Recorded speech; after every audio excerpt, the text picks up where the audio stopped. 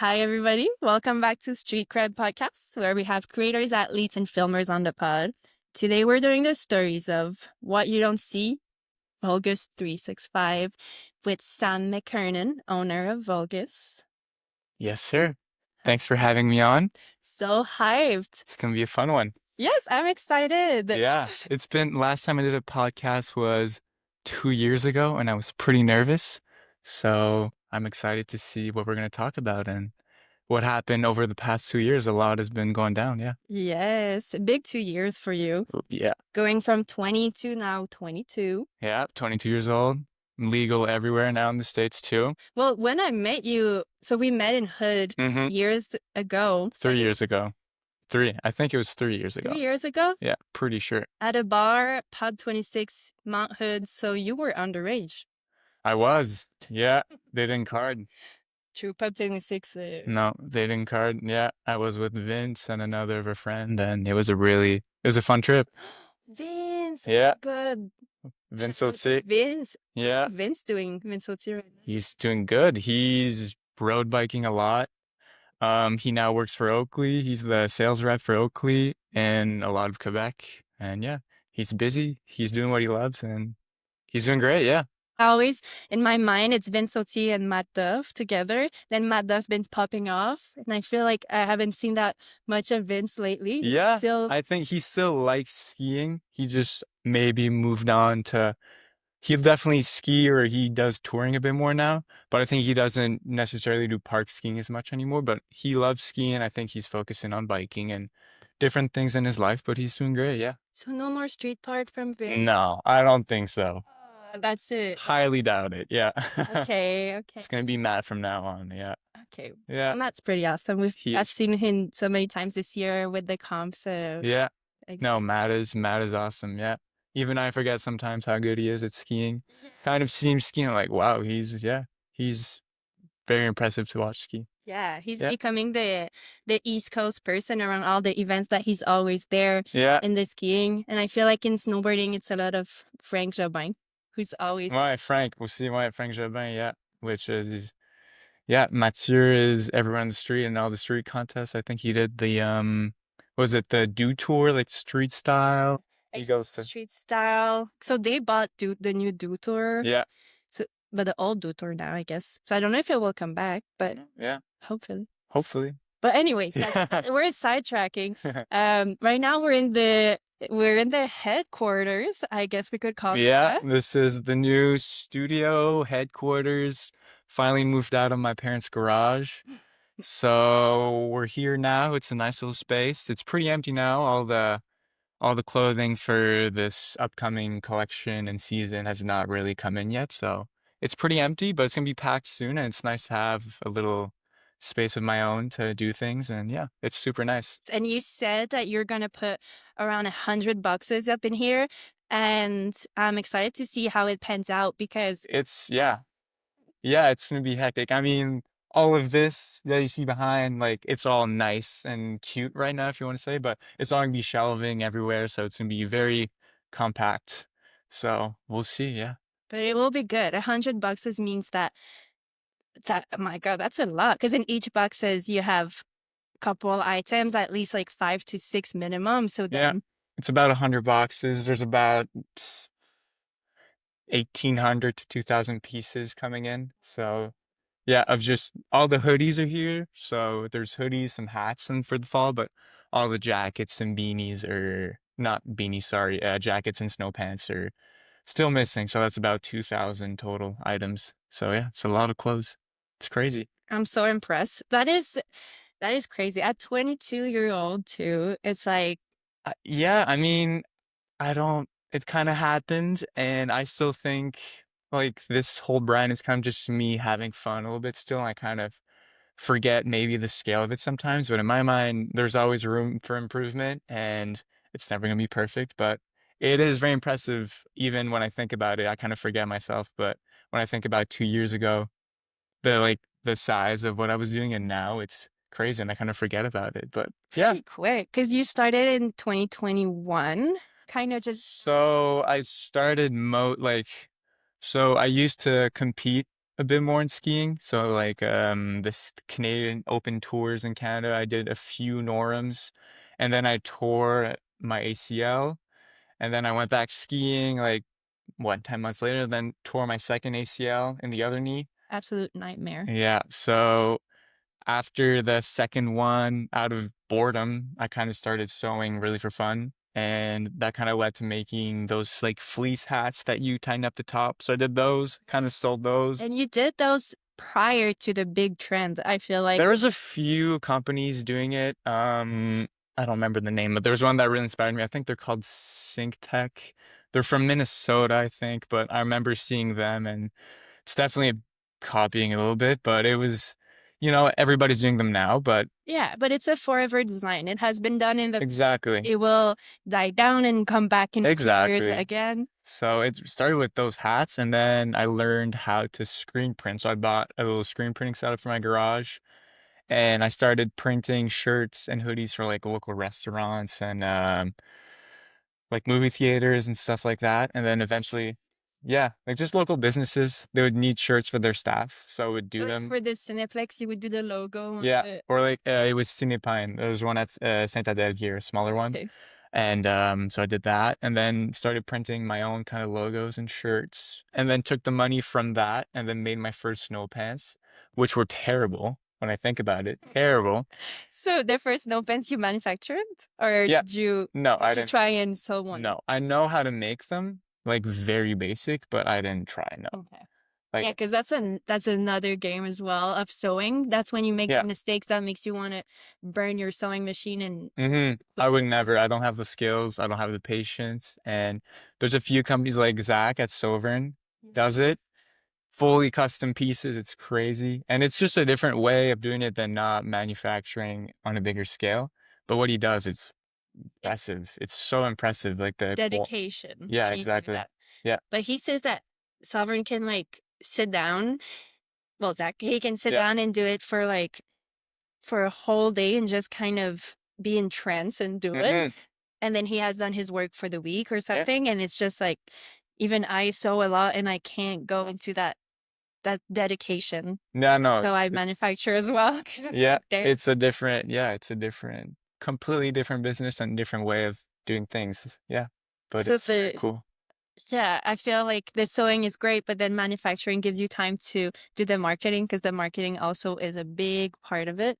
Hmm. But yours started very organically, so with friends. So you didn't have a team Not earlier really. on. Yeah, no. So it was basically Tamji, Thomas Galarno. There was Jérémy Gagné also, kind of my close friends. And it was kind of them. I just gave them a few clothes, and then another name that comes in mind in the first team, right, if you want, is Durham Jones. Deej also has been there since the start, and we kind of just rock in the clothes, do a few videos, and then slowly and slowly building it up. Now they have a small contract. It's nothing huge, but it helps them a lot, especially that it's kind of hard to make money in skiing sometimes when you're at that level. And it's really fun now. We go on trips and it's insane. I still have a hard time believing it. Yeah. We went to Whistler last May.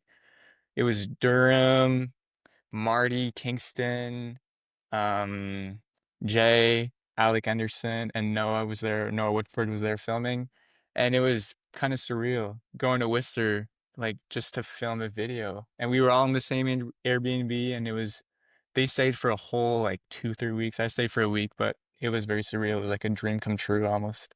Definitely. Yeah. And it's something that when you're the skier, you want to be invited on those trips. So being the one who organize it and choose who goes. It's fun, yeah. And I remember when I stopped competing, like I wasn't competing at a high level, wasn't traveling that far, and mostly within Canada, sometimes in the States. But when I stopped, the thing that kind of made me sad of it was like I was gonna lose that kind of ability to like I could still go on ski trips if I wanted to, but it wouldn't be the same special feeling as when you compete and be with like a bunch of people. And now I kind of get to still do it somehow through clothes, which is insane. Yeah, it's a blessing. You're creating a whole community as Yeah. well. But 2 years ago on the podcast, you mentioned that you had no athlete team, and now you have 6+ athletes. So there's a lot of people that I hook up with clothes, but not everybody has a contract, let's say. But there's a lot of people.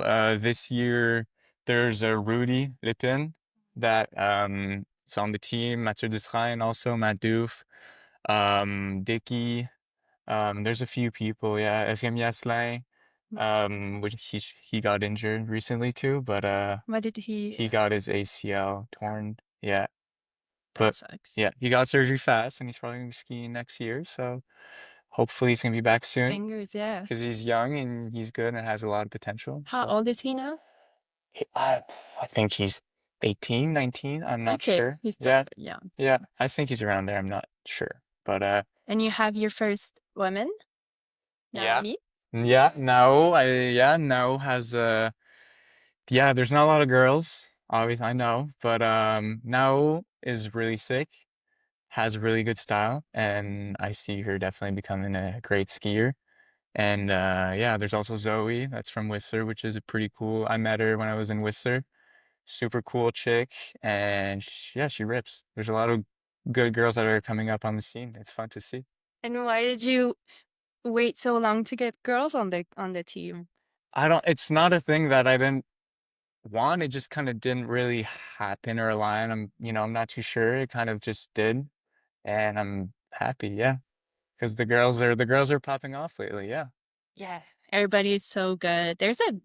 The girl scene is getting bigger and bigger. Now there's No. TBL sessions. Yeah, that is super cool. I mean, there's a lot of really sick girls that are coming up. Like Olivia's a classic. She's an Yeah. amazing skier. You see Jib League is getting more and more girls on the scene too. You see how many goes. So I was just at the one at Copper, which Naomi was there too. Hmm. And we were 4 girls that went to finals, and that was Yeah, great. that's really cool that and like there's slush cup for girls now too. Yes. Yeah, there's the girls scene is definitely popping off a lot more now, which is super nice. And you see just like in X Games or bigger like comps, official comps, not like Jib League or stuff like that, but the girls like their runs are getting a lot more technical. Like doing like 14s and 16s now is not that abnormal, even triples now. Yeah, So first. it's very cool to see. Good. Megan, yeah, it was Megan who did it, but yeah, it's very cool to see and it's gonna keep getting better. Yeah. I know, it's Yeah. exciting. Super. Well, I'm hyped you got Naomi and Zoe on the team with all the boys. You have a very special team, especially for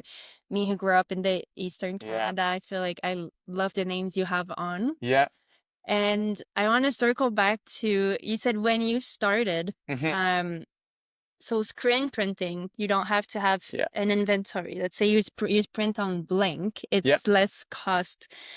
It's cost manageable. Yeah. But once you move to doing production, now you have to have a down payment. You have to Yeah. sample. So that's when the big money comes in. So Yeah. let's say for a snow pants, you pay $200 USD for one sample. Yeah. About there. Yeah. So how did you manage to find that money once you Mhm. get that sample back, Yeah. find a down payment to pay for, let's say, 50 pairs of snow pants? Yeah. The first snow pants I made, I think I made around maybe 60, maybe a bit more, like maybe 100. I don't remember. They were the brown and beige ones that were parachutes. They were massive. And so I saved for like all little screen printing shirts I would make. I saved up enough money from that. I think it was like I don't remember how much. It was like probably like 8 to 9 grand Canadian for that order. So I had enough and I was still working. I was what, maybe 19 when I did that order. So I was still working my like my day job. I was working at an outdoor store and I saved some of that money too. So it was partly saved money from my summer jobs and a bit of money from the shirts. And yeah, I used that to make those and they sold pretty well. And then used that to make a bit more stuff and then sold my screen printing setup altogether. And I took that money and then I made like hoodies and different things. I kind of just kept made like all the profits I would make, just make more stuff and more stuff. And I'm still doing that right now. So that's kind of how I did it slowly but surely. Yeah. Nice. Yeah. And you moved manufacture from, Yeah. because you studied in Pakistan. Now you're in Yeah. China, right? Yeah. So it was Pakistani manufacturer, which great. I mean, manufacturing in Pakistan is very interesting because they're starting still manufacturing there. It's not as developed as China, and it's a little bit cheaper, but you can do like you don't have like the minimum order quantity like is very low. So it's very interesting, but it's not the same quality. It's not as consistent. So when I started selling more, I wanted to kind of do the shift. And yeah, so now it's a manufacturer in China, and I've been doing it's the third season now, starting this September that the pants have been made by them. With the same Manufacturer, yeah. person. Yeah, Oh, that's good. You build a relationship, the exactly. products. Exactly. So they make all the jackets, all the outerwear, the snow pants, and it's pretty like even within the same manufacturer, if I compare the snow pants from 3 years ago, like it's not the same. It's not the same product anymore. It's completely different now. So yeah, it's been a very good learning process for It's sure. it's sometimes a cost efficient, like non-cost efficient learning process. Yeah. Like when you make a mistake and you were saying that the pants, the first Hmm. order you made, Yeah. seemed So perfect until yeah, so the first order bulk, like the big order I made with the new China manufacturer. So I spent the whole so this was not September that just like a year ago, 2 years ago. So the whole up like following not following, sorry, the year before, while I was making the pants with the manufacturer in Pakistan, I was like doing a lot of samples with this new manufacturer, and I was pretty satisfied. And at that moment, there was like peak hype with the new snow pants. So I sold them all within probably 20 minutes. Like it was close to 300 pairs. wow. And it was huge. Like I was very nervous because I took out a loan for those and it went super well. But I sold them in September, right? And most people don't ski September yet. A few people go to Australia or New Zealand or, wherever. But most people start using them in November. So I sold them all and then put an order in for the next collection. So I basically had $0 left. And then I got a lot of emails like the pants are ripping, like the seams, especially on the black pairs. Something about the stitching, the fabric. But the pant itself was great, but it was really Where would it rip? like like on the side seams in the back, on the crotch, like kind of anywhere where there's stress. So that was partly due to the build, like the fabric and the way it was built, not only manufacturer's fault, but the way it was thought out. So a bit of my fault too in there. Well, it's hard for you because it's the choice of the thread, the Hmm. choice of do you do a double line thread? Do you do, Yeah, and there's yeah, like the seam allowance, there's a lot that goes on that I had no clue about. yeah, it's something the manufacturer, you put whole trust in them and that. Yeah.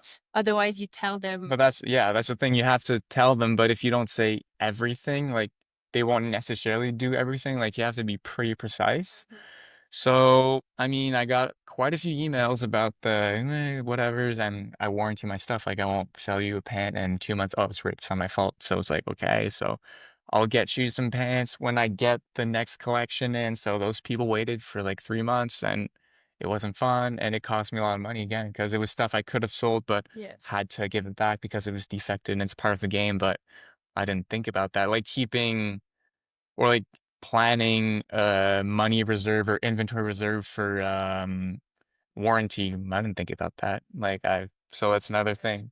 You learn on the spot, and yeah, so that was definitely stressful. And then following that, the second order that was coming in, it got stuck at customs for over a month. So the drop was supposed to be around Christmas, and then it ended up being on Valentine's Day, so a month and a half later, okay. and it was stuck at customs so bad that it almost got destroyed by customs because I was paying like a storage fee at the airport, and it almost got destroyed, and that order was like, yeah, it was almost like an $80,000 order, and that was almost the end in a sort of way. And the only reason I think it worked is because I know one of the girls who skis here at the local park, her mom works, I think, at customs for a company, and she kind of heard about the situation, and she put like this request or something, and that got it moving, and it finally got through. But that was, yeah, that's crazy. So that followed the order of everything ripping, and then that one. But then why would they destroy it and not, because you're paying the fee? So what? I'm not sure. It was very because how it works is that the manufacturer they ship your order, but usually they do business with a shipping like a broker company. So that company handles all the logistics of customs and shipping and all that stuff. And that company like was a really bad company. Like I think the manufacturer ended up suing that company because of the whole situation because they end up paying like triple. Like I paid the normal rate that I was set out, but they had to pay like triple and bunch of fees. So it was not fun for the manufacturer either. It was not a win-win situation. Like they were getting screwed also. So Okay, so it was a whole it was yeah, everybody. it was stressful and yeah, it wasn't fun, but it was a good learning process that from that point I hired my own custom brokers. Like I didn't even know custom brokers were a thing. Like that's another like I didn't know. So I learned about that the hard way and now I have my own custom brokers and no Wow. issues with that. So yeah. That's a crazy story. I have Yeah. a story that happened in the pens you got the when you got the new pen from Hmm. that shipment, Yeah. those were perfect. They were fine. Like there's always a few defaults. Like there's always I think the my old boss here at Axis was like saying to me that you always have to like keep like a 5% like margin that let's say you make like 100 pairs, there's probably going to be five that are defective, which is totally normal. So there was probably like Mm. that 5%, which I got a few messages, but it was like I planned it. So it wasn't stressful. It wasn't like an abnormal number. Okay. But yeah, and those sold super well. And yeah, I made some hoodies with that collection too, jackets. This was the first time I made jackets for that manufacturer and they sold super well. And yeah, from there it's been a little bit more smooth. But I mean, that's yeah, just like the kind of a big iceberg. I feel like a yeah. lot of people who are starting in the snow pens and outerwear Hmm. industry don't face that right off the bat. It just happened to you to face kind of Yeah, the nightmares when you yeah. have that much money waiting and people waiting and you're just the Hmm. middleman who can't do any, you Yeah. can't act on it. You can't do much. No. Yeah. You kind of have to try to be as relaxed as possible, which I wasn't. I was definitely panicking and thinking about the worst. But I try now. Like, it's definitely happened a few times that I've gotten letters from like the customs, like, oh, you have a $7,000 bill to pay. I'm like, really? I thought I didn't know. Yeah. So you get a lot more of these like unplanned. It's not only money related. A lot of it is, but you kind of, okay, you try to stay as calm and don't overreact as much as possible. Mhm. But I mean, it's not easy. Like when you get an email or something with something bad, you're like, okay, kind of try to have to figure it out. And most of the time, I don't no clue how to actually do it. You kind of just learn and And you're alone in this. This is fully your company. yeah, yeah. So, I start, well, there's like, yes, I'm alone. There's Noah Woodford, who he helps a lot with like the content, right? So a lot of the pictures and like all the YouTube videos, he kind of manages them, films them, edits them, and like the Instagram this year, like about half of it was his pictures. okay. So he does that a bit, and he does a lot of other things. Like he films around for Capiche a lot. He did Ghibli, so he's a pretty busy guy. So. Yeah, but so it helped a lot having him around, and that's mostly like the only person that helps. I have a few friends who help with shipping out orders when I really need help. And then I also started working a bit with one of my friends from Salt Lake City who did kind of an internship for me and really helped with designing clothes. So yeah, that was very fun to like I don't do all the graphic design, so like let's say a graphic on a hoodie, I don't always do it. Sometimes I do it, but sometimes I get it done by other people. But that friend of mine, Tucker, he actually like made the pieces. Like you can't see on the camera, but those pictures there, like the middle picture, like those are his designs. So the actual clothes and the fabrics and the fits, the whole piece, yeah, the whole piece, the like the tech pack we call it. Mhm. Yeah. So So what's the process if when you have you or the people who design with you, you have an idea? What's the process to it get your was, idea to yeah. actual? Well, for me, it's pretty, when I do it myself, it's pretty easy. It's like, okay, what do I want this collection to look like? What are like the trends? What, all that. And then you kind of do it. But working with somebody else was kind of, I kind of had that idea. Like I knew there had to be X amount of pants or like try something new here. So I was like, okay, there has to be this piece kind of with general guidelines. And then he did it and it was fine. Like we did a few modifications, like should we change this? And then that was the piece after, but it was very, it was something new for me to kind of not do it and have somebody else. And what's cool is that he's a snowboarder and the snowboard scene in Salt Lake is they have a very, I think the way they dress is really sick.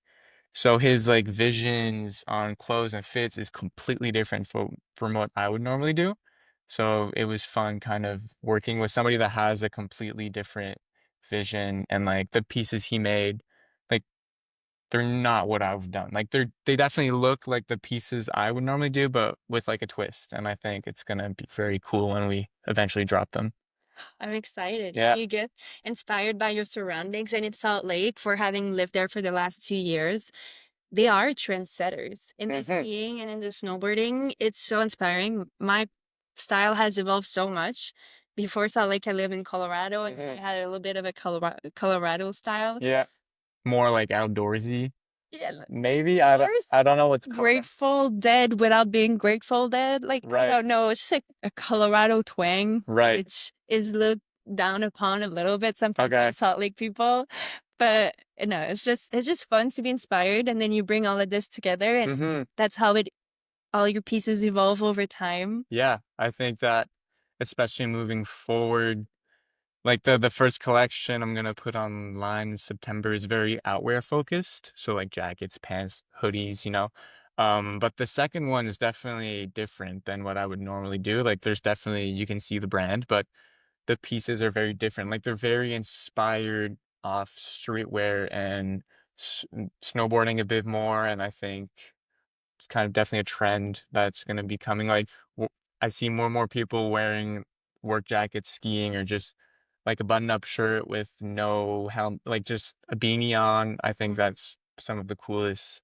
Like people that dress that way skiing is, I think it looks the coolest. It looks like they're just skateboarding That's at what I like was they're kind of, just skateboarding a bowl, and I think because skateboarders just go like they're in their work uniforms, let's say, and then they go to the skate park right after and they shred hard with their flannel with the tag of the brewery they work at or the shop, and it's just yeah. The it, thing is though, like in Salt Lake, the cold is not as bad. So you can get around with a hoodie or like a light work jacket. But here on the East Coast, where it's -20 pretty often, like you kind of need to dress up. So oh yeah. I'm very used to here when I ski, it's like insulated snow pants, like base layer jacket, the shell, like everything. And when I go out to Salt Lake, it's so nice to just have like a hat with sunglasses or goggles and just have a light jacket. And it's like February. Yeah, I feel like you It's can very like express more the style. you don't feel as restricted. It feels very freeing to ski that way. And yeah, Uh, but yeah, so those pieces will definitely be more inspired by skateboarding a lot more in the future. So, More skateboard and the inspiration, like skateboard brands, and that's definitely more my inspiration right now. and will you do, because you do summer pieces now, so like jorts, the jeans. Yeah, I didn't make any this summer. Only reason because I didn't have any money to make them because I spent all like this upcoming collection is really big. It's the biggest one I've ever made. Not only like in quantities and inventory, but also in the number of pieces. And I just didn't have the money. Like I couldn't do it. But I've been spending a lot of time and money and samples for next summer already. So like I have a whole lineup made for May. And then we were talking about Tom G. He started also doing a few drawings, so he helped out with that one. So it's very like it's gonna be a full summer collection or like May collection, whatever, but for next summer. Yeah, Yeah, spring collection. spring collection, So, exactly. how many pair of pants will you have for this next collection? Like pair in the sense of a style. Oh, right. There's gonna be three like three models, three styles, and each style has two or three colors. So that's about like 9 pairs Okay. compared to before I did like three at a time max. So it's like 3 times more. Wow. And Yeah. then do you have to do a certain minimum quantity of each color? It's 100, the minimum is 150 per color. Yeah. So, but there's a few in that like I mostly sell online, right? There's only, well, here, because we're upstairs at Axis. So Axis has a few, will have an order. So they'll sell in their shop. And then there's Destruction in Quebec, which they order a lot. Like, it's a very cool shop there. Yeah. And they support the small brands and they're awesome. Love the structure. Yeah. Worked there for a long time. We just got Really? the Street 22 skateboards there as Yeah. well. Yeah. Yeah, this structure has been part of the family of skate for so long. Oh, yeah. They're awesome. And the guy who, well, doesn't run it, but Jim, the store manager right now, is just a really nice dude. And like, I think, like, he understands definitely that the smaller-ish brands definitely are working well right now. So like, if you go to Destructure, like, it's my brand, there's Arsenic, there's Capiche, there's all these really smaller rider-owned operated brands, and they order a lot. So it's very cool and it works well. Like, it sells very well there. I think people are happy to their product selection there is really good too. So yeah. And support the structure, support access. Yeah, exactly. So 2 years ago, you mentioned that I'm here with my numbers. Yeah. 65% of the buyers of Vulgus were from outside of Canada. Is Yeah. that still true? Yes, still true. It's maybe like 60 now, but most of it is United States. Like, I did the numbers not too long ago because I had to, but I think it's around like 40-ish percent, 45% of all the sales are in the United States, and like 30, 35 are in Canada, and then like the 25 to 20 left. It's like Europe and all the, like, I get a lot of orders from Dubai because, It's a thing, yeah. yeah, because they have a I think they have one of the world's biggest indoor skiing. Yes. It's maybe not the biggest, but it's definitely big. And there's somehow a big park scene there. So It's so I see the kids, yeah, I see the kids on Instagram and they order a lot of stuff and they, yeah, they're like, there's actually a little community of the brand there, which is epic. Yeah, I it's love it. super random. And when I say silly, it's just I You don't come back from Dubai like 2 weeks ago. really? Yeah, I was just there and it's just like it's not a skiing place. No, no, it's And then desert. It's, yeah. like the sidewalks are air conditioned. Like Yeah. it's that hot over there. And then it's kind of mind blowing to go indoor and ski. Hmm. And it's kind of like big snow in New Jersey. Yeah, I went there. Absolutely more like Black Mirror edition, it Yeah. seems like, because it's so hot outside and Yeah. you're skiing on snow. Completely It man-made. must be very weird because I went to big snow in New Jersey like 2 years ago, and it was just weird being in New York with ski boots and like not in New York, but outside, like loading up the truck.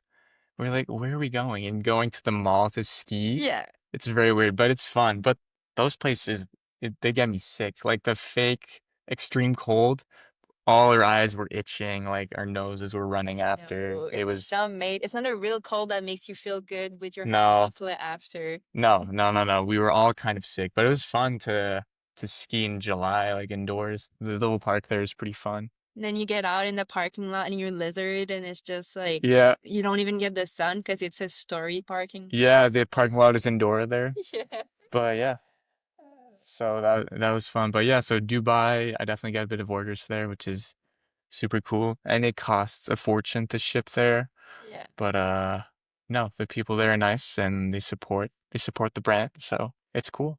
You should do a trip there with the squad. That could In Dubai, the expensive trip. everybody pays their plane ticket, but then once you're there, it's like it's not that bad. No? You make it work. But I mean, for myself, I make it work. I don't Hmm. the lowest cost of living, so then I can travel more. Yeah. But I feel like all skiers are kind of that way, so I'm sure you could make it Yeah, work. definitely budget. Yeah. But yeah. Yeah. Probably not gonna run Dubai next year. But we'll run some different trips for sure. Yeah, there's a way nicer place for sure Yeah. to do that. Yeah. But we were thinking once of doing it was a ski trip and motorbike trip up in Dubai. Right. And we didn't do it because I'm always down for it, but it's hard sometimes to gather like 4 people at Hmm. least minimum to make Yeah. something happen. Yeah. But anyway, but I saw that you organized a bit more Braille Jam the last years, and then A little bit, yeah. you did the summer session here at A. A camp, yeah, which is fun. It was really fun this year. there's some guys from Salt Lake that came, like Tommy and Durham. Well, Durham was in Vermont, but he usually lives in Salt Lake, and it was fun to have those guys come. I was kind of not nervous, but they're coming all the way from Salt Lake on the East Coast to ski in July Hmm. when they can go to like Copper, which is next door, Yes. compared to here. So, but I think they really liked the vibes, and A Camp is very special. The community here, especially around Central Valley where we're at right now, is very special, and it was so fun. Yeah, really fun. They had the rope tow this year. I saw that. Yeah, That's the best ad. yeah. Like, It was kind of, I think, Dave, the guy who organizes it, was saying because so like the rope tow went up. So you had like this one rail section next to it, and then the snow was higher up, so you kind of had to hike to get to the true top to get the second rail set up. So I think next year he'll try to like get it all the way to the top, but still, I mean, it was really cool. it's And already a lot less walking, even if it's only half. yeah, exactly. So it was really, really fun. We did a little session. It was the last day, so people were pretty tired. There were big days, like the last day. There's some people doing it every day. We did it one day, and I don't know how they did it every day, but like we would get up at 5:30, get up the hill at 6. So because they would have to remove all the rails from the day before, the cat would push back all the snow and then reset new rails before the session starts at 10 a.m. And then so we did that and then napped basically at the bottom until like 3 p.m. and then did the evening session from what was it? And then we reshaped from 4 to 5 and then skied from 5 to 9 and got back home at 10. But like Edouard, we were talking about Edouard, Edjoy, he did that every day for like 7 days or 6 days. Respect. I Yeah, could not. dedication. That's That's like, dedication. Yeah. wow, taking the rails off every day is so gnarly. Yeah. That's so much But work. it's the fun of A camp because like they're pretty smaller setups. There's a few that were pretty big though. Like the rails were, especially the higher up setup was a pretty big one. But it's it's the fact that the rails change every day that makes it pretty fun, and it kind of stays like a skate park vibe, which was pretty nice. Yeah, skate park vibe. Yeah. That's the right word. Yeah, so that was really fun. We did a little jam session there, gave out a few prizes, and yeah, I think met a few people, a lot of people from Ontario who came, and so it was nice meeting new people. And yeah, we'll see next year if more events go down. But I think it gets bigger and bigger every year. It just yeah, comes by its own. People are talking about it this year in Salt Lake, saying that they want to come. And it's hmm like, as you say, they have Colorado next door. yeah. So, But there's the Jib Leagues now in the United States, which is pretty cool. mhm. Just that kind of event is huge for skiing, and they definitely have to make more. Do you have any plans with Vulgus to organize um bigger events than Railgun? Is that something you're in? Do you have enough time? Yeah, yeah, no, maybe, but it's funny because not this past like spring, the one before, I kind of started thinking about the idea of maybe trying to organize this event in Quebec. It wouldn't be Vulgus that does it, it would be kind of affiliate, but it didn't happen. But there's this one venue here, Ski Hill, that would be perfect to after it closes to just build a big jump, rails, and it I definitely thought about it. Yeah. It wouldn't be the brand directly, but I think in Quebec it would work very well because there's some amazing skiers here and Oh yeah, and there's space for it. yeah. There was events that were there for years that just slowly died down and now they're not there anymore. So there's room. Just like, And I think especially right now in skiing that competing is definitely still in, but there's definitely this wave, I feel like, that people may be competing a little less. Maybe it's just me, but or that I'm just more involved in the filming and not that side anymore. So I kind of maybe enjoy more that new side of skiing. But I think people are very down with like these new formats of comps and not necessarily scored per run. So I think there might be room for more events or whatever it is, wherever it is. But yeah, yeah. yeah. Well, I'm sure you'll get into the sides of events also because you have so many friends around you and Mm-hmm. they'll have idea and you'll always Mm-hmm. be Yeah. just I think down. there's definitely maybe someday it would be fun to have a little league of some sort here in Quebec because yeah, it would be in Quebec because there's a lot of cool skiers on the come up here, so it'll be fun. It will be fun. Yeah.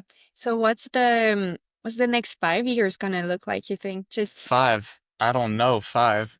I know this year definitely going all out on products, like definitely focusing a lot on products, so better collections, bigger collections, and focusing on videos a bit more. So we have a few trips planned for this upcoming year.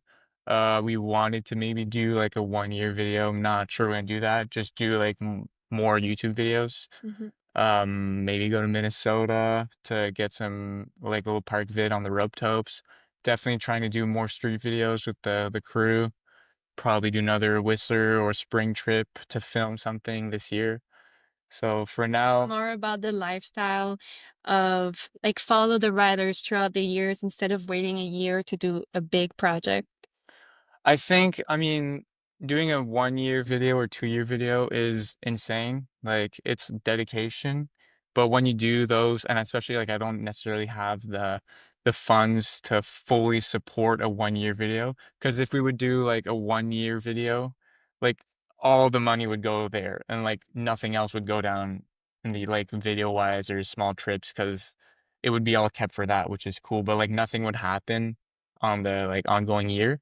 So I think right now it's a bit more smart for us to do smaller videos and kind of like that. There's stuff that goes on throughout the year, but it would be really nice if someday we can still do those videos and kind of work behind the scenes on like a bigger video. And especially I think the crew now is getting more experience with filming. So maybe one day it would be the dream. It would be really fun. So Yeah. as the budget gets bigger and bigger throughout the year. Yeah, but it's hard to balance because when you grow, you kind of spend more money on the actual clothes, but then you want to spend more money on different things like the riders and the trips, and so it's kind of finding a balance between both. And yeah, it's kind of need to find the balance. Yeah. Well, that's the hard part. Yeah. But now that you're about to graduate university, you're gonna Yeah. have even more time Yeah. Got a year left. and you're still in your early 20s, so there's just so many years to come. Yeah, I kind of go, I don't have the 5 year vision. I definitely believe in what I'm doing here and I'm proud of it. So I definitely have this whole year planned out and kind of starting to plan out already next year product wise because like by October from this year, I'll need to sample stuff for September, probably even like September. So that's in like 2 months. So I'm already doing designs and stuff for not this September, but the one after. So you kind of need to think far ahead. It's what I learned a lot. Yeah. But Seeing the trends you want to see come up before they come up because it's a year in the making. mhm. So frustrating when you make a piece and then you see somebody else like or a few companies do something super similar and you're like, oh damn, they It just happens. It happened to us like last month where I was working with Tucker. He made this really nice hoodie and another brand we know. Um, they're doing like the exact same hoodie, and we had no clue. So I guess that trend is definitely coming up. So we can't really do it because we don't want the it's shade or like yeah. the like people saying we copied directly another company, which Mhm. is very. It's like they got it out first, like they got out the sample first, whatever, and that's fair.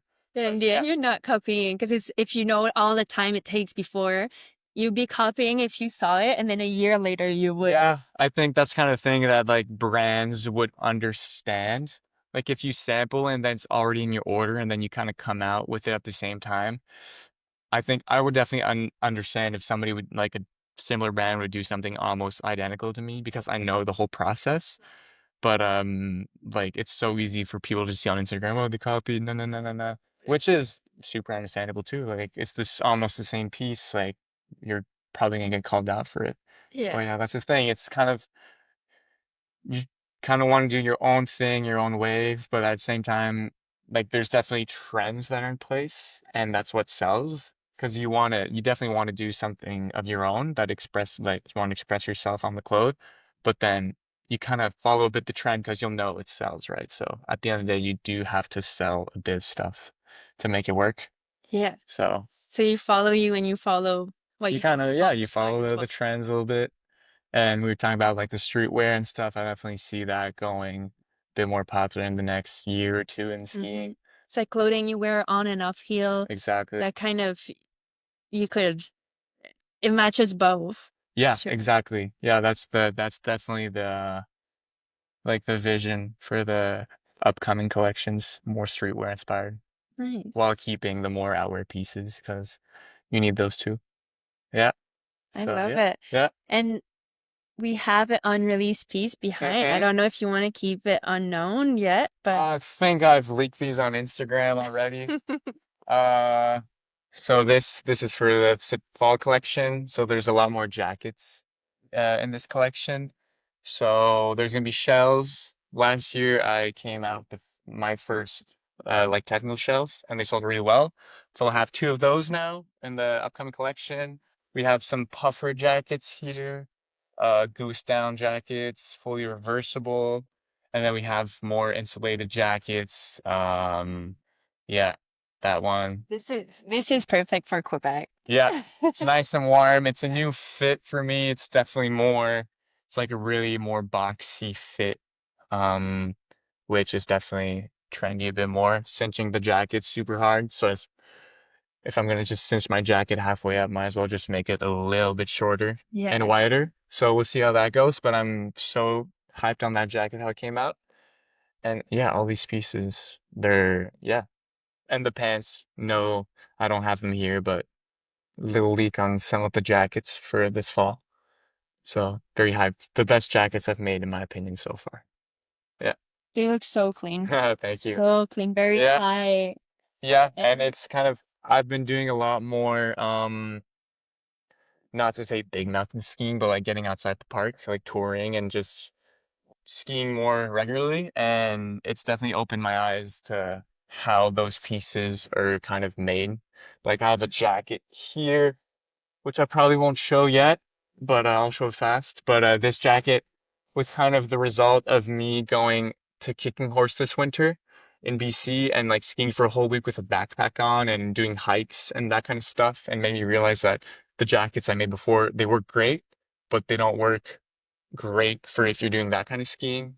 So kind of rethought some new jackets that are even more technical, and it kind of opened my eyes to like how real technical clothing goes down to. So it's kind of like focusing on really more technical stuff, but keeping the streetwear stuff too, and blending it together as much as possible. so you'll have to do a big backcountry drop and do a big backcountry. Yeah, there's a few like I don't have that many riders or like people I hook up that ski big mountain.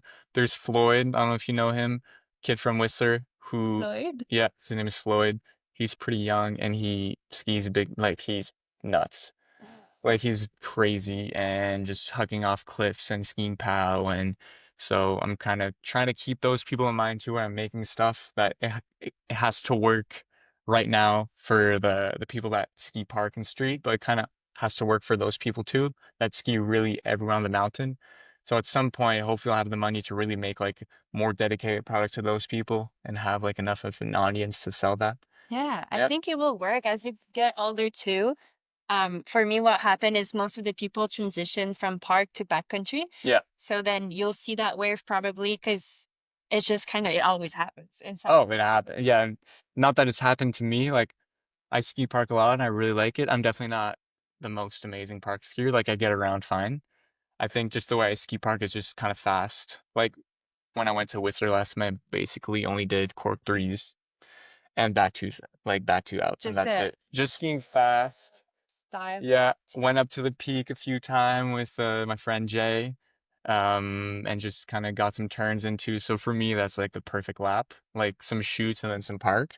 But definitely like all the like the riders and like close park friends, like they're definitely not done with park skiing. But like all the friends I ski with occasionally that skied park before when we were younger, like they're definitely touring more and that kind of stuff. So yeah, there's definitely like you definitely kind of do the transition, I feel like at some point. Yeah, it Yeah, works organically. Even people at exactly. Stoneham, they were starting to um put their backcountry skiing and go Yeah, up Stoneham. really. It's kind of, So, I did it this year a few times, going up Tremblant, oh, but I have to pass there. So it's kind of like I'm going up, skinning, where I can, like, I feel like skinning for me, where it's kind of logical, is where you can't go with the chairlift. And it's kind of fun. yeah, But I get the appeal of like going up. Like you get your exercise in, you get a exactly. rundown, and It's it's the pretty the fun. workout of it. Exactly. But I think it's especially cool when like you have to, like the only way up is by skinning or like snowshoeing up. that makes it even more sick. Oh. Yeah. Well, I had audience questions, which I have here, but also I had noted here that first um Vulgus was named Vulgus Gear. I saw that. Like Yeah. Vulgus Gear. Yeah, I think that was the first like website domain. Yeah. Yeah.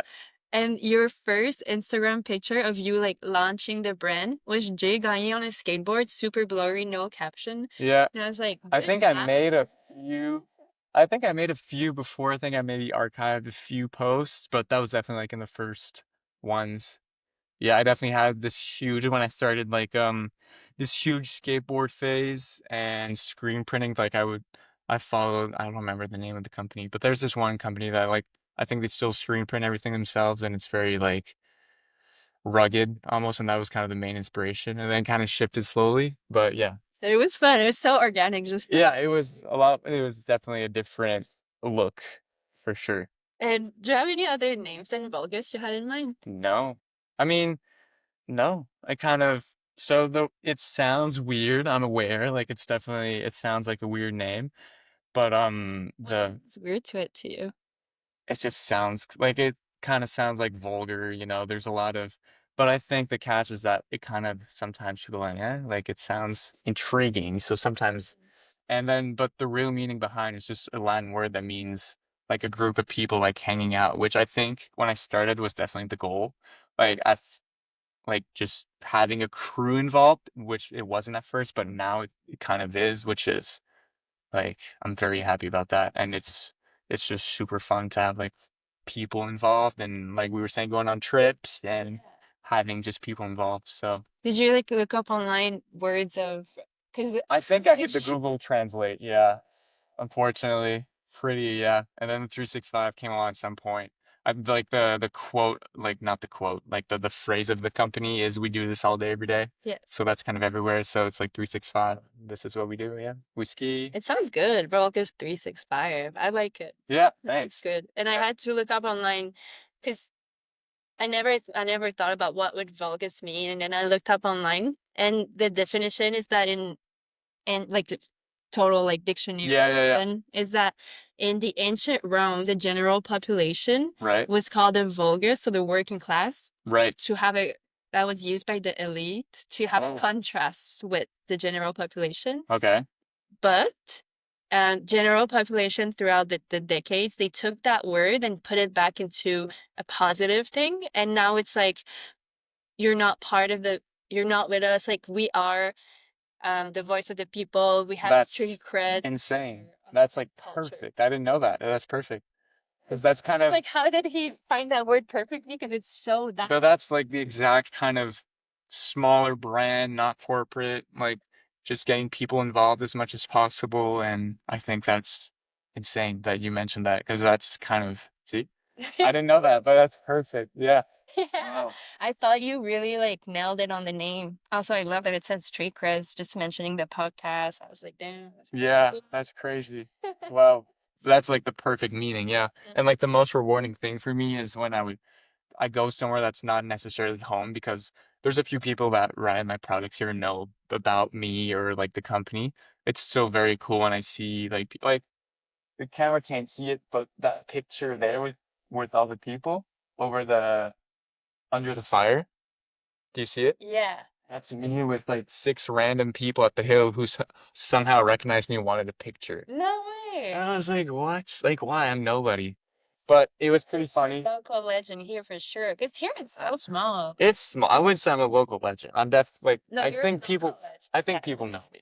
But that was it was fun just talking to people and like when I was in Salt Lake or Whistler, like they're kind of wearing my stuff or I go out west with my family every year too, and I could just get on the chair and this guy would have my pants on. I was like, wow, and then start talking and that's the most like rewarding thing was just also meeting people through the brand or that are wearing your stuff and that they like it. It's very, very rewarding. And it's even more than liking the design, they like the brand identity. They like your way of thinking. So Yeah, it's a little hug, a tap in the it's like you see, or like I was talking about that King Horse trip where I didn't see many like park skiers or whatever.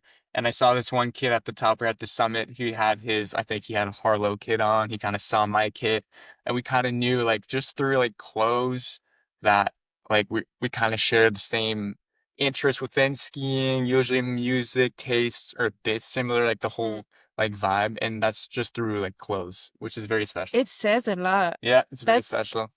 Yeah, that's exactly what I say. Like that for Street 22, I make pieces of how I want to be, how I feel inside. Yeah, I want people to know how I feel before even right, talking to me. right. And it's just like, for me, it's so important to Yeah. tell a story through It's your clothing. self-expression. Yeah. And Exactly. yeah, that's the crazy thing about clothing. Because they're just clothes at the end of the day.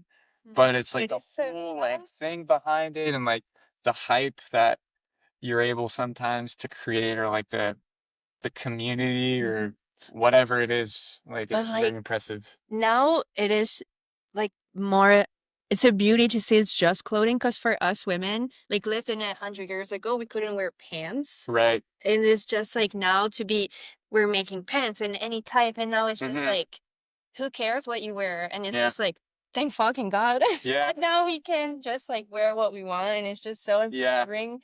And Especially for the girls. Yeah. That is true. yeah, you just choose whatever you want. Yeah. The jorts, wear the jorts, Yeah, exactly. I love shorts.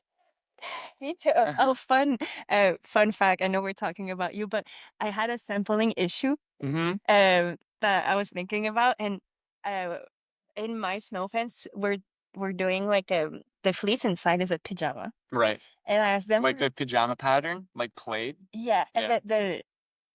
the fabric also Okay. same as your pajama. So I feel Oh, like okay. a lot of men wear like pajamas under. Plaid is very trendy right now. I love Like play. I'm gonna be using a lot of plaid in the next year. Got a lot of pieces in plaid ready to go. Oh, And I see other companies also doing plaid. yeah, we might be doing the same thing. Who knows? But I mean, I started with played for forever, Yeah. But but I'm you see it excited. now though. Yeah. Like there's a lot of skate companies who are running like plaid hoodies and whatever, and I think it's pretty cool. Well, I'm excited to see That's another if trend I feel like. we come up with a Yeah. similar thing. We should do a collab then. Yeah, Let's exactly. fucking run it. Just like this is reversible. Just like On the other I side. love how we can't reinvent anything. We're not the first one to have done No. it either. No. So we're just You kind of put your touch on it, but it's hard to invent stuff. I don't Like, even think you. or you're doing like crazy like designer fits almost, and like that's definitely you can create stuff. But Mm.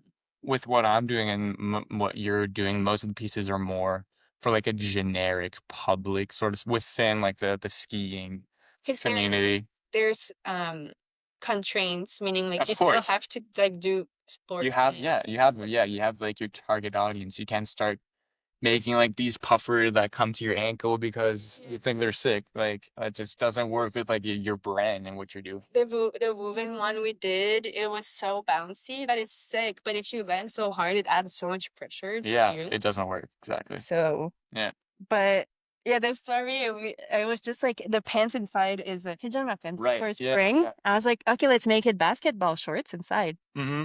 So we do that, and then I pay a lot of dollars for the manufacturer to make it, and I do the pattern myself. So I told them exactly what to do, Right. and they arrive at my home, Not and I opened the package. I'm like, this package is so small, and I have 3 pair of pants inside. mm. How could this be? And then I open it, and they made basketball shorts snow pants, and I was like, So they're shorts, but as snow pants. yeah, they're basketball shorts snow pants. I was like, how did you? How? How? I did the whole everything. Turns out it's my favorite pants ever. It's not But pants. are they actually pants or they're shorts? They're But they're basketball shorts snow pants. okay. So like they're like waterproof, insulated Yeah. shorts. Yeah, they're like double layered. Yeah, yeah. And I I mean I love that, but I spent Have a thousands on I basketball know. I have a shorts. friend, well, Raf, you know Raf. Yes. Yeah, Yeah. Raf, yeah, it's like he had this old pair of like my pants and he cut them off in shorts and like runs them. Like I saw him, I think, at a rail jam with them and they look pretty funny. Like It it's goes. cool. Yeah, it goes. Yeah, sometimes the mistakes are the best things, and Yeah. then jorts are so super in right now. So I was like, Mm. They've I been for guess. 3 years almost. Yeah, but I didn't want to order like 100 pair of jorts because then I was like, who? It's kind of a acquired taste of like Shorts, yeah. Definitely, it's niche. yeah, you're not gonna see like a whole squad in then jorts, maybe in snowboarding, but Yeah, yeah, well, maybe not in skiing. for sure. Yeah. Let me see. We had some audience questions in here. Um, what's your favorite piece you've ever dropped? The most meaningful to you? That I've ever dropped. I think, There's a lot now. yeah. 2 years ago, you said the snow pants. Yeah. Well, the most meaningful, like my favorite, let's say that I spent the most time kind of messing around with this jacket here. This one? Yeah. So the first 3L shell I made, which was like the first more technical product, which was last year only, which feels it's been a long time ago. I've already learned so much, but I definitely learned a lot doing this one. So it was like a full classic 3L shell, which I was very happy about. Mm. And what's it called? I call it the Hermano shell, which is like the brother shell. But the inspiration behind was I have this friend who's called Herm, who lives in Salt Lake, and I remember bringing it on my Salt Lake trip, and he just found it. Like he's a very happy and easy outgoing guy. He's just his energy, like he can't be like bumped around that guy. And he just saw the jacket, and he was like, "Dude, oh my god!" So he wore it the whole week, and I just called it the Herm shell. The But- Herm shell. So it's the Hermano shell. But the meaning behind is Herm, and there's just the all the things I learned like doing that jacket, and it was the most expensive product I made and a lot of time. So But you can see it all inside, like it's all sealed, just yeah, like at Arc'teryx. taped. Yeah, Yeah, all of the zippers too under are sealed.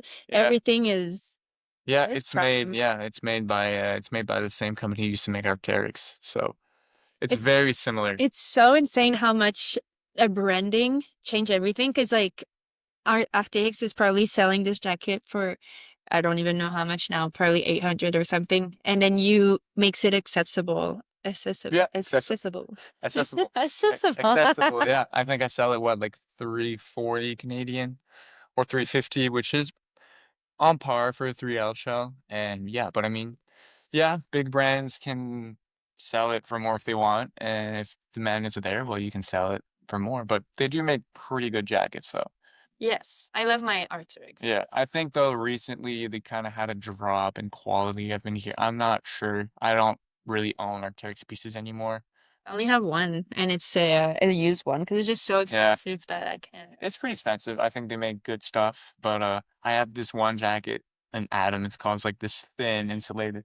That was my go-to for years. Yeah, but lots to learn. I definitely go on Arc'teryx and kind of get inspired, see what they're doing, but they're definitely more on the technical side. Mhm. Like I read their like the product spec and half of it, I'm like, But yeah. But all that to say, that's probably the most like mm, one of the most, and the second one I can't pick was like the first batch of the snow pants that I made with a Chinese manufacturer, which like half of them ripped, but the whole process to get there, and I remember putting it online and just watch like I turned off my Shopify notifications because I don't know if you use Shopify for yeah, but like when you get an order, like it's like there's the money sound, yeah.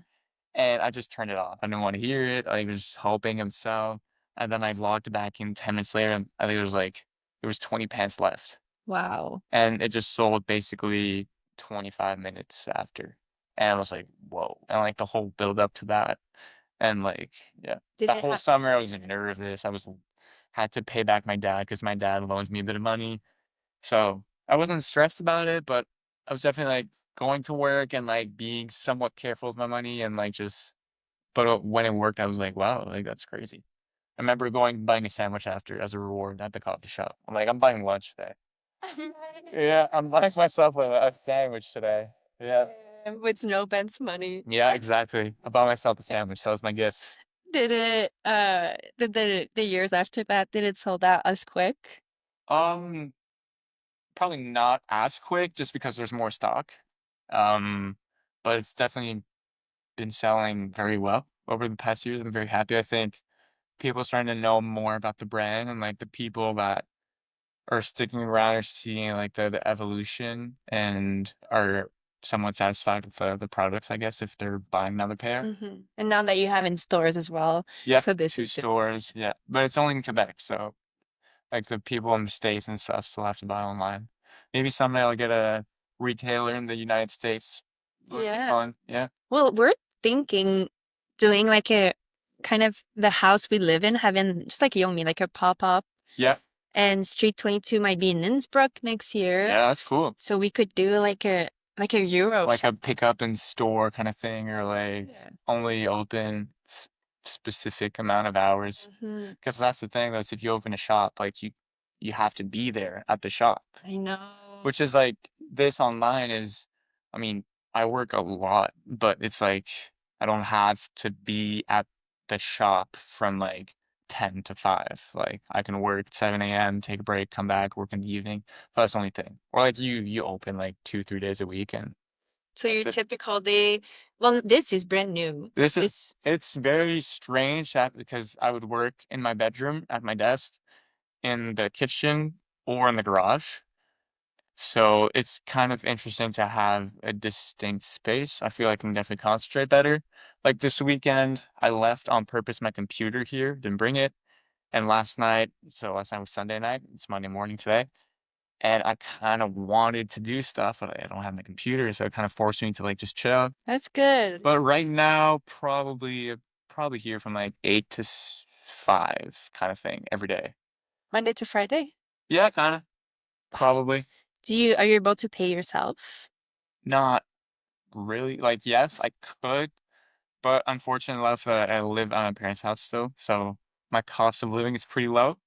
But a bit, I get around fine. But I'm not making like a pile of money with this right now. Definitely not. I don't think. So you're just using a bit of the money, like whenever you have something to like gas and then Yeah, exactly. having fun with friends or a trip, like you don't have like a I probably paid like, so I was in school, right? So probably during the school year, I probably paid myself like $1,000 per month Canadian, which is what, like which 750 US which per is month? nothing for Canada. Yeah. Yeah. So The cost of living is getting so high. So it's if high. you live at parents, it's better. But otherwise, it's $1,000 for your rent. So Oh, it's yeah. So especially in Montreal, like a 3.5 or 4.5 apartment is like 16 to 1,800 Canadian now. yeah, we're looking in Innsbruck right now, and it's more expensive than Montreal. And then we're just like, Really? how are we gonna do this? And it's yeah, Conversion is pretty bad though, because we have Canadian dollars and they kind of suck right now. horrible. Even compared to the US dollar, it's pretty bad. I know. I don't know why we're so low. We're pretty It bummed. might go Like up. Who knows? yeah. Hopefully, Hmm. because we're paying everything in US for the clothes too. So I it's kind of know. like, okay, it's 60,000 US, whatever. And no, it's like 80,000 Canadian. You're like, Yeah. oh, okay. I let it be Sucks. when you like check out and then it says like you can convert to Canadian. I'm like, no, I live it in US. I prefer not knowing the full amount right now. Yeah. Yeah, but it is expensive here. But I mean, it's kind of expensive everywhere, I feel like now. Yeah. But Salt Lake, I was paying for the studio and my room 500 total. US? Yeah. It's So not, 250 a room. It's it's not bad. nothing. Yeah, Yeah. So it's still okay over there, but that's we'll good. see A what lot of happens. students over there, though, I feel like. It's a young city, I feel like there. Yeah. People are very young, Yeah, I people think. are yeah, there's a young crowd around the university and then Yeah. people in the suburbs elsewhere. But you had to know also there was like Black Widows in that studio and Oh, nice. yeah, it's super cool and like a bit of mold. Anyway, so Yeah, okay. but we managed it because it's Yeah, like there's not as things you can help with. So we made it beautiful and cute. yeah, yeah, you make it work. It's like here was supposed to be a bigger one, like I was saying to you, and it's smaller, it works, it's gonna be packed, but it's like the end of the year, it's like 12 grand less. So it's like you kind of don't have the choice. You make it work and you're kind of in your way. It's not the best, but But it for works 12 for grand, like 12 grand less or saved per year that you can mm, put in things that you prefer most, like videos or whatever, then it's a win. Yeah. you did very great. I am so excited to we should do a 2 years recap. In 2 years, like, it's Yeah. pretty fun to see in 2 years. Yeah, you I'm guys should. very intrigued to what me and the boys will be doing. I have no clue. Yeah. I'll be done school. I don't know. I think you'll be like my guess. Yeah, what's the guess? My guess is you'll have a very big collection. It will be centered once in park, one more in technical backcountry outerwear, and you'll still be around here because it's home base with all of the friends, but you'll travel a lot. Yeah, And I think that definitely makes sense. I think a lot of maybe like one annual event. That's my prediction. Okay, I like that. We'll make it happen. You. Yeah, it might happen. That's Hopefully. that's the street cred prediction on it, but we'll redo. Yeah. We'll circle back and see. And my last question, with the goals you kind of set for yourself, do you feel like you've made it? Uh, I mean, if I would, yes and no. I feel like I'm the kind of person that always kind of feel like I can do more. But I'm very proud. Like if I would, I'm looking at this space and like the pieces and whatever, and like if I would circle back to 4 years ago in my like garage, like printing the worst t-shirts ever, and be seeing this, I'd be like, wow. Or like going on the trips I have and like the people I've met, definitely. Like I'd be like, wow. Or like me in high school, like I would be doing this, like really. Yeah. So like yes, for sure. And I think I'll definitely still try to improve and yeah, but I feel like I'm never 100% satisfied maybe, but I definitely think that I've made it, so to speak. Like 15-year-old me would be very proud. Yeah, Yeah. for sure. Yeah. I've seen this trend that it's like if you met yourself, like if you could meet your younger self, and Yeah. it's like telling them like what you become, and they're like, "Shut up!" Yeah. Like there's no way. Yeah, I feel like we're all kind of I'm kind of like that, but I mean, we're all pretty like nervous in life, a lot of people. Like I'm That's always kind of hard. stressed right now and like there's a lot going on just in general in all our lives, but I feel like yeah, like you say if like 15-year old me would have met myself now, like I would definitely be like, "Whoa." Yeah. So I How guess did you I've end up made here? it, so to speak. Yeah, for sure. Oh, I think you did with that the new order you're doing, having here the studio space, Yeah. having being able to jumpstart the process of like reinvesting year after year. That in my mind is making it, and then the brand stands for itself. So you're among like you will think Arlo, Vulgus, Capiche. These are like I the biggest. So yeah, it's if people see it that way, I'm very honored to be side to side with those like bigger companies, so to speak. But yeah, because I, they're really cool companies that I definitely look up to. So if I'm up there with those, I mean, wow, that's impressive. it Very impressive. is. It's very nice for Eastern Canada to have a stance, But a and lot of people don't even know the brands from here, which is funny, but maybe you gotta, more Canadian focus. I don't know, do like a Quebec edition of something. Yeah, that's This could have been a Quebec edition. yeah, the scarf for cold winters. Yeah, well, the colors is exactly the flag. That's true. Do like a Quebec t-shirt. That's a good idea. Yeah, I Yeah. just got this scarf. It's my favorite one. There's 10 left or less. So, and there's a sale that is ended, so you missed it. Yeah. Sorry. Yeah, stay tuned if you missed it, so then you won't miss it. Join the email The email list. sign up. Yeah. Email list, follow Instagram, YouTube. Yeah, well, tell us where we can find you and find. Vulgus365 underscore on Instagram, www.vulgus365.com, and then Vulgus365 on YouTube. That's what we use, the three platforms. Perfect. You Yeah. said on Instagram, Vulgus365 underscore. I think Was there's it? score. I don't even know actually. Wait. Because was it taken already? If there wasn't. There's probably not. I think the username before I had the 365 had the underscore. Oh wait, my Instagram is blocked. Oh, If I block it, because if I don't, I can't scroll too much, so it helps me focus in the day. Here, take a 5-minute break. Perfect. Uh, no, it's just Vulgus365. Oh, okay. No underscore. Bad plugging. Yeah, so that's it. Well, cheer. Thank you for having me on. I'm so happy you were here, and I'm so happy that we're doing it in the Saint-Sauveur headquarters above Axis. Yeah, it's pretty cool. I'll grab the camera and just show you around if you don't mind to see the. No, tour. Yeah, let's do it a little Yeah. tour. It's also 1,000,000 degrees in here, so It's it's everything. storage. Here's gonna be more shelving around here, a lot more. This whole wall too, it's kind of in showroom right now. And then behind you, there's a whole empty wall. So all of this tomorrow, I'm building it, is gonna be a whole like shelf up to the roof. So lots of storage, and then we got a little office space here, where the orders will be packed. And yeah, and there's like two little rooms behind that. More shelving will go in, and somehow we'll fit like 3,000 pieces of clothing in here. Not sure how, but Yeah. figure it out. So yeah, this is where when you get an order or whatever, it's been shipped from here. Yeah, that's it. That's it. Peace, guys. Oh, we Nice. we did a long time. Timer vamos estar. Eh, Ouais, que le temps, ça passe en 2 secondes. ouais, hein?